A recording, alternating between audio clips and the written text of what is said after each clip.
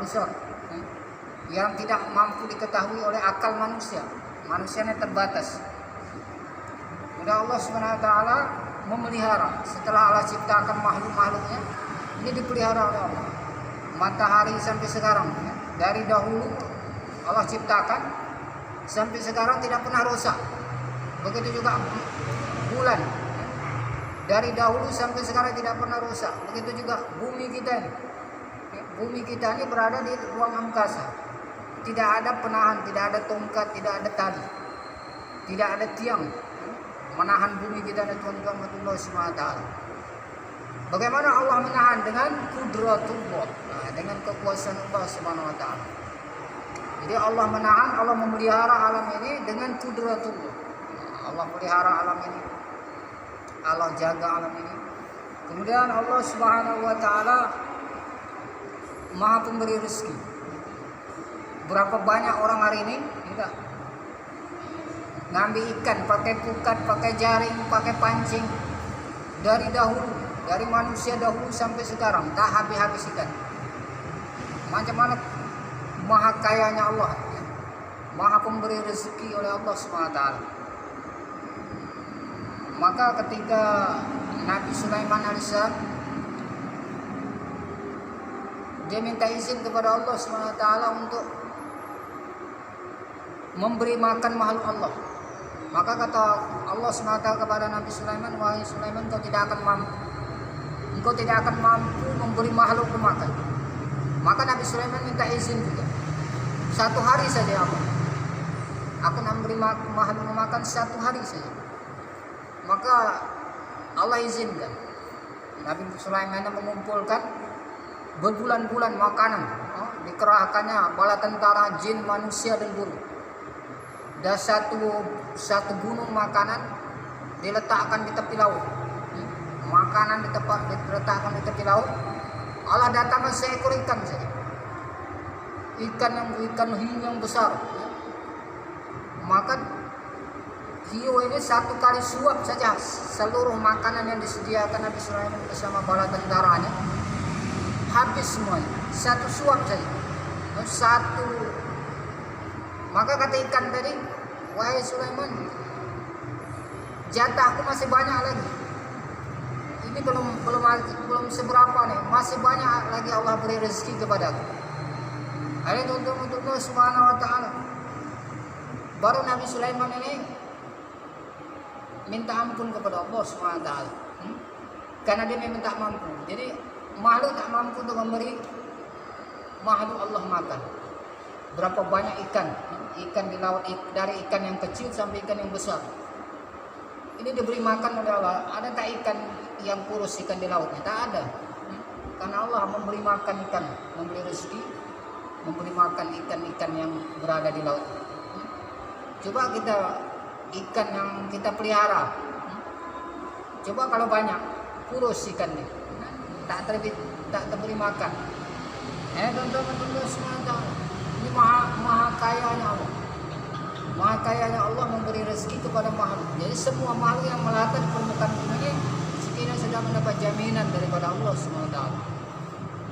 Kemudian Allah adalah Qadir yang menguasai segala makhluk.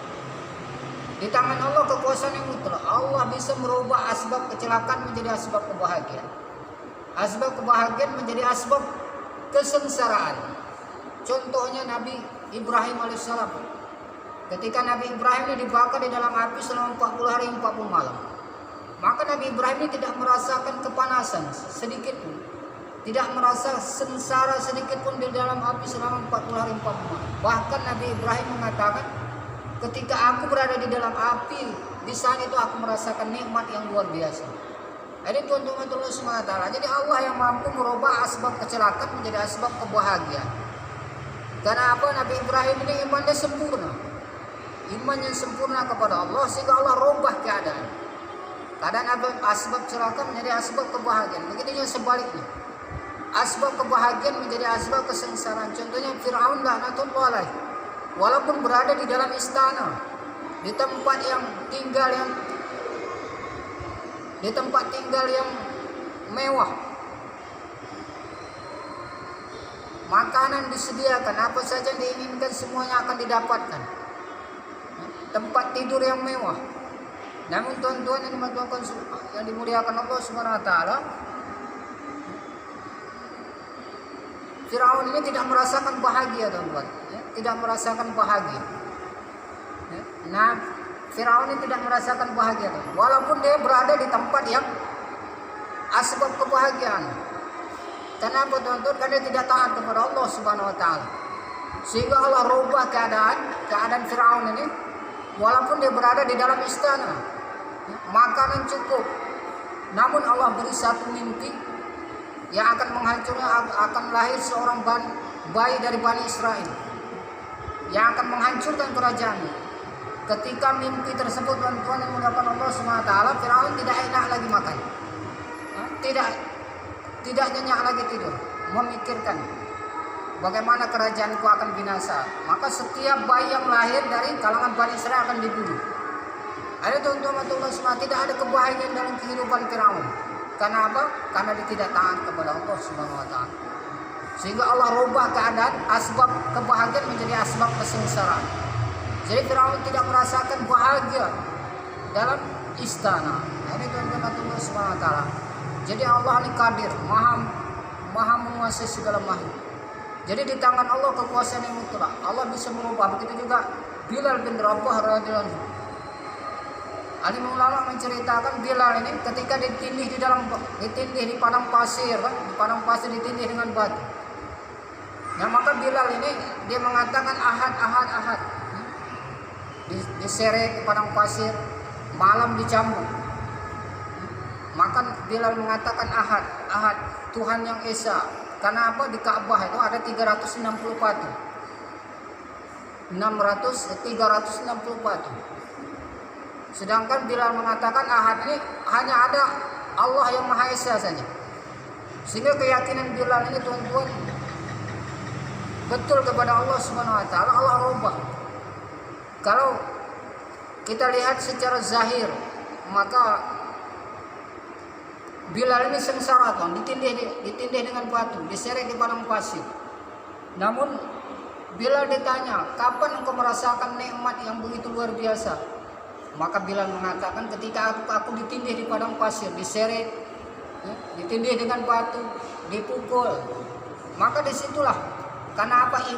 Iman Bilal ini betul, tuan. Iman Bilal ini benar, sehingga Allah rubah asbab kecelakaan menjadi asbab kebahagiaan. Jadi Bilal merasakan bahagia ketika dia ditindih dengan batu. Ini tuan-tuan Allah Subhanahu wa taala. Jadi Allah, di tangan Allah kekuasaan mutlak. Jadi apabila kita taat kepada Allah Subhanahu wa taala walaupun dalam keadaan miskin, pasti kita akan bahagia. Apabila seorang tidak taat kepada Allah walaupun di dalam keadaan kaya, dia tidak akan merasakan bahagia.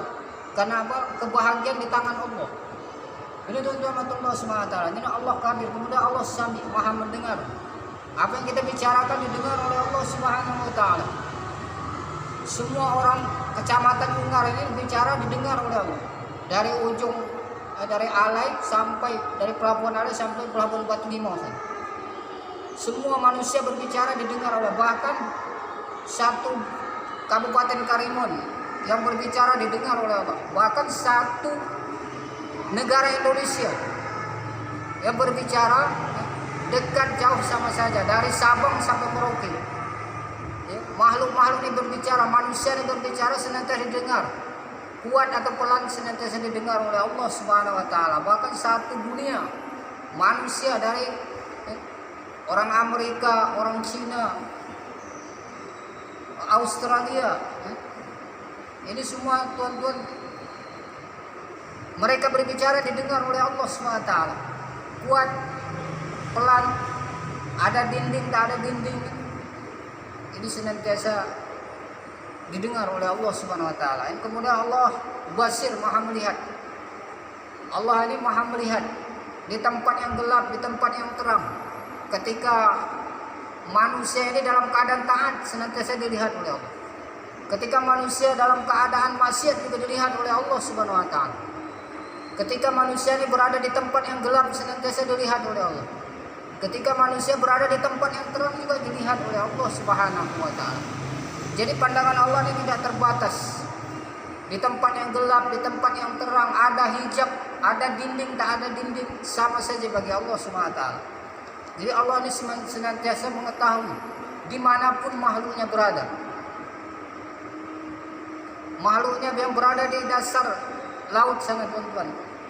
Berapa banyak ikan-ikan ini senantiasa dilihat oleh Allah. Berapa banyak burung-burung yang berada di dalam hutan